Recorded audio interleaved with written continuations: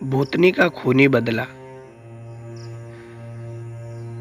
ये कहानी मैंने अपने गांव के ही एक बुजुर्ग को, जो कलकत्ता में काम करते थे, उनसे सुनी थी। एक बार की बात है कि कुछ अंग्रेज शिकारी भारत के किसी जंगल में शिकार पर गए। उस जंगल के बाहर एक डाक बंगला था, पर उसमें पहले से ही कोई बड़ा अंग्रेज अधिकारी ठहरा हुआ था।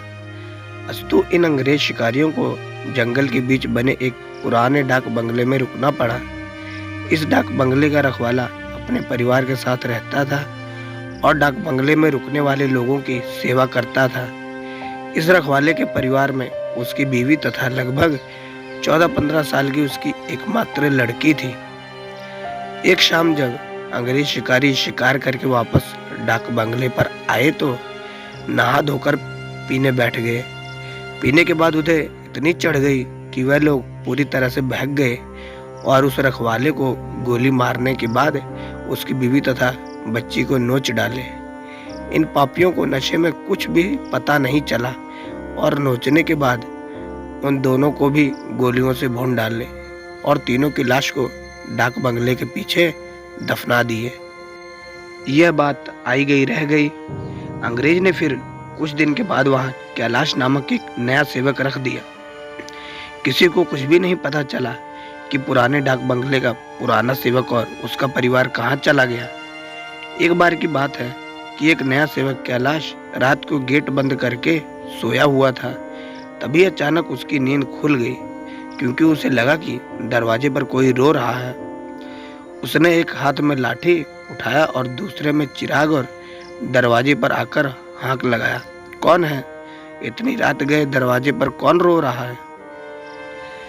उसने देखा कि एक किशोरी दरवाजे पर बैठी रो रही है। कैलाश उस किशोरी के पास गया और उसके सिर पर हाथ फेरते हुए कहा कि बेटी रो मत, अंदर चल। फिर उस किशोरी के अंदर आने पर कैलाश ने उसे पानी पीने के लिए आगे बढ़ाते हुए पूछा कि बेटी तुम कौन हो और इतनी रात को अकेले इस जंगल में क्यों भटक रही हो?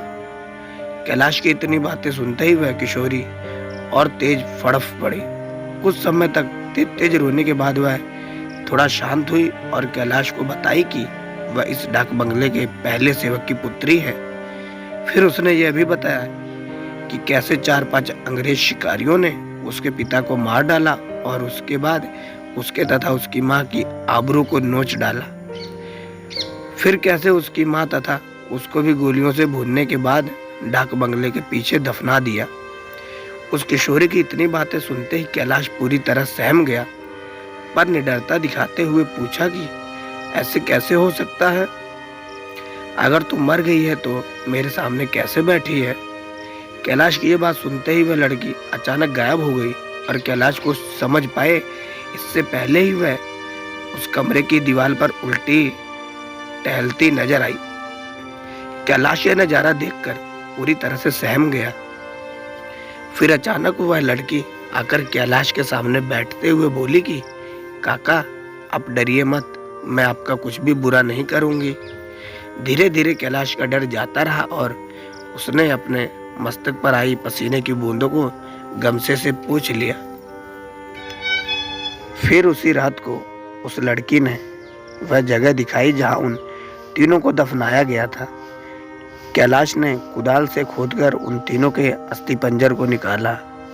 फिर कैलाश ने उस किशोरी से वादा किया कि वह अंग्रेज शिकारियों के खिलाफ कोर्ट जाएगा और किशोरी को इंसाफ दिलवाकर रहेगा। कैलाश की बातें सुनकर वह किशोरी रोते हुए बोले कि काका आपको कुछ नहीं करना है, बदला तो मैं लूंगी, बस आप मेरी थोड़ी सी मदद कर दें। फिर क्या? उस किशोरी के बताए अनुसार कैलाश ने बीमारी का बहाना बनाकर डाक बंगले की नौकरी छोड़ दी तथा उस किशोरी के किए वादे के अनुसार उस किशोरी के माता पिता की अस्थियों को जला दिया तथा उन दोनों के नाम पर पूजा पाठ भी करवाया। उन दोनों की मुक्ति हो गई और लड़की के कहे अनुसार कैलाश ने ना लड़की के अस्थि पंजर को जलाया और ना ही उसके क्रियाक्रम के लिए कोई अनुष्ठान पूजा पाठ ही किया, क्योंकि किशोरी ने कहा था कि अगर उसके लिए भी पूजा पाठ हो गई तो वह इस भूतनी योनि से मुक्त हो जाएगी और फिर उन दरिद्रों से बदला नहीं ले पाएगी। समय बीतता गया और अब उस डाक बंगले में कोई नया सेवक आने को भी तैयार नहीं होता, क्योंकि कैलाश वही आसपास डाक बंगले के मंडराता रहता और आने वाले सेवक को भूतही कहानी सुनाकर भगा देता। कभी कभी वह किशोरी भी अपने भूतही कारनामे से आने वाले नए सेवक को 9-2-11 कर देती। पर उस बंगले पर शिकारियों का आना कम नहीं हुआ। वह आते और खुद ही अपनी व्यवस्था करते, पर जो अब आता वह वापस नहीं जाता, क्योंकि उस डाक बंगले में ठहरने वाला हर अंग्रेज शिकारी उस लड़की का शिकार हो जाता। कभी कभी तो ऐसा होता कि वह लड़की किसी अंग्रेज शिकारी को अपने लटकों झटकों में फंसाकर उस डाक बंगले में लाती और रात को अपने असली रूप में आ जाती और डराकर उस अंग्रेज को मार डालती और उसका खून पी जाती। यह क्रम चलता रहा और डाक बंगले में मरने वाले अंग्रेज शिकारियों की मौत रहस्य ही बनी रही। अंग्रेज अधिकारियों के लाख कोशिश के बावजूद ना हत्यारा पकड़ में आता और ना ही मरने वाले अंग्रेज शिकारियों अधिकारियों के मौत का कारण पता चलता। धीरे धीरे यह खबर आसपास के क्षेत्र में अंग्रेज शिकारियों आदि में फैल गई कि पुराने डाक बंगले में ठहरने वाले हर शिकारी की रात तो होती है, पर दूसरे दिन का सूरज नहीं देख पाता। 2-3 और वर्ष बीते और अब वह डाक बंगला खंडर हो गया, क्योंकि अब किसी में भी हिम्मत नहीं थी कि वहां ठहरे। आखिर किसको अपनी जान की परवाह नहीं होती।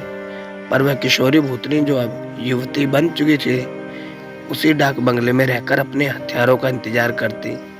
दिन में इधर उधर जाने वाले लोगों को उसका एहसास होता, क्योंकि वह बराबर रोती रहती थी पर किसी को दिखाई नहीं देती।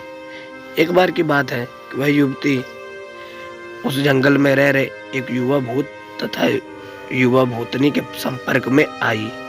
ये दोनों आदिवासी थे और जंगल में लकड़ी काटते समय किसी अंग्रेज शिकारी के शिकार बन गए थे। युवा भूतनी उन दोनों को लेकर शहर की ओर निकल पड़ी। युवा भूतनी उन दोनों भूतनी के साथ शहर में घूम घूमकर अपने हथियारों की तलाश करती रही। 2 दिन की मेहनत के बाद ही वह अपने हथियारों को पहचान ली। एक दिन वह शाम के समय खूब खूबसूरत युवती बनकर उनमें से एक हत्यारे अंग्रेज शिकारी के घर पर गई। घर पर उस अंग्रेज के सिवा कोई नहीं था। फिर उसने खूब लटके झटके दिखाए और उस अंग्रेज को अपनी सुंदरता में फंसा लिया। रूप लिभावन वो तो अच्छे अच्छों को फंसते देर नहीं लगती। योजना के अनुसार वह दूसरे दिन भी उस अंग्रेज से मिले। फिर उसे पूरी तरह विश्वास में लेने के बाद एक दिन कही कि क्यों हम लोग शिकार पर कहीं चलें। अंग्रेज ने कहा कि अच्छी बात है, मेरे कुछ मित्र शिकारी हैं, उन्हें भी लेकर चलते हैं। फिर क्या था, उस युवती भूतनी ने उस अंग्रेज से कहा कि मेरी एक और सहेली है, वह भी बहुत ही खूबसूरत है और शिकार पर जाना पसंद करेगी। फिर दूसरे दिन उस युवती भूतनी ने अपने साथ आए दूसरी युवा भूतनी से उस अंग्रेज शिकारी को मिलवाया। अब तो अंग्रेज पूरी तरह से भूतनी के माया जाल में रूप जाल में फंस चुका था। एक दिन सुबह सुबह वह अपने उन्हीं पुराने दोस्तों के साथ जंगल की ओर निकल पड़ा।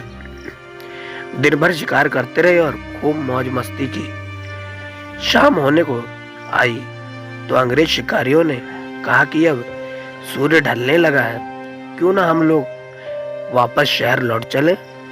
अंग्रेज की बात सुनकर उस युवा भूतनी ने कहा कि ना, आज रात हम लोग यहीं ठहर कर जंगल का आनंद उठाते हैं। पर एक अंग्रेज शिकारी ने कहा कि हमने पहले से डाक बंगला तो बुक किया नहीं है, ठहरेंगे कहाँ। फिर क्या था, वह युवा भूतनी मुस्कुराई और बोली कि इस बंगले में दूसरी और मेरे एक मित्र आदिवासी की कुटिया है, हम रात वहीं बिताएंगे और खूब मौज मस्ती करेंगे। अब हुआ यूं कि उस युवा भूतनी की योजना के अनुसार देखते ही देखते उसके मित्र युवा भूत ने एक मड़ई तैयार कर ली थी। उसमें ऐशो आराम की सारी चीजें भी ला दी थी। उन दोनों युवा भूतनी के साथ ही अंग्रेज उस मड़ई में पहुंचे। इन अंग्रेज शिकारियों को उस मड़ई में की दिशा देखकर अजीब लगा, क्योंकि उस मड़ई में महलों बड़े बड़े होटलों जैसी व्यवस्था थी। रात को पार्टी शुरू हुई तथा साथ ही अंग्रेज अधिकारियों की सिट्टी पिट्टी गुम होनी ही थी, क्योंकि पहले तो उन दो युवा भूतनी जो दिखने में बहुत खूबसूरत लग रही थी, अचानक बहुत ही डरावना रूप बना ली। ऐसा रूप जिसे देखते ही अच्छे अच्छों की पैंट गीली हो जाए। फिर क्या था, उन भूतनियों के गिलास में खून भरकर लाकर उन अंग्रेज को पिलाना शुरू कर दिया।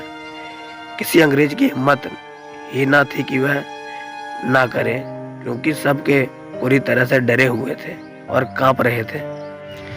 अचानक आदिवासी युवा भी विकराल रूप में आ गया और अचानक उछलकर पास के एक मोटे पेड़ की मोटी शाखा को उछलकर इतना जोर से खींचा कि चर्र की आवाज, साथ ही वह मोटी शाखा टूट गई। उसके बाद वह विकराल भूत उन अंग्रेज शिकारियों में से एक को पकड़कर पैर के नीचे दबाकर देखते ही देखते चीर दिया और उसके खून को पीने लगा।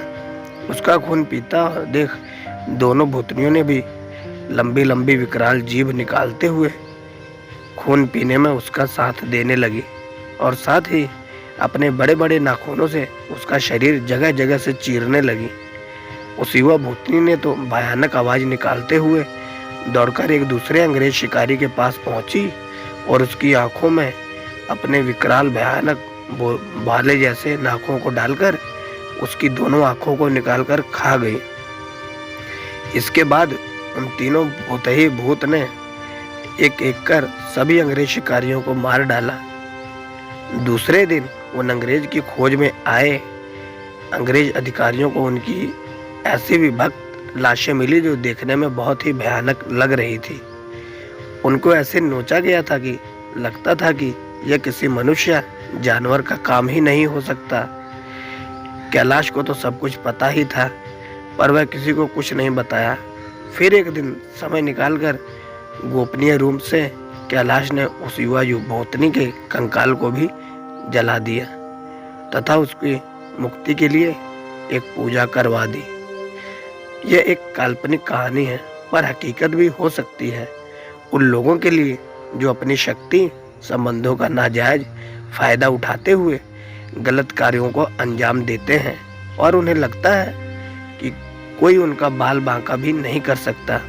हमेशा वैसा ही कार्य करें जैसा आप दूसरों से अपने तथा अपनों के प्रति चाहते हैं। जय बजरंगबली। तो ये थी हमारी आज की कहानी। आशा करते हैं कहानी आपको पसंद आई होगी। कहानी कैसी लगी कमेंट करके जरूर बताएं। साथ में वीडियो को लाइक कर दें और दोस्तों को शेयर कर दें। चैनल पर नए हो तो सब्सक्राइब करना ना भूलें और साथ में बेल वाली आइकन को प्रेस करके ऑल पे सेट कर दें, ताकि ऐसी ढेर सारी मनोरंजक कहानियां हम आप तक लाते रहें। मिलते हैं फिर अगली वीडियो में एक नई कहानी के साथ। तब तक के लिए धन्यवाद।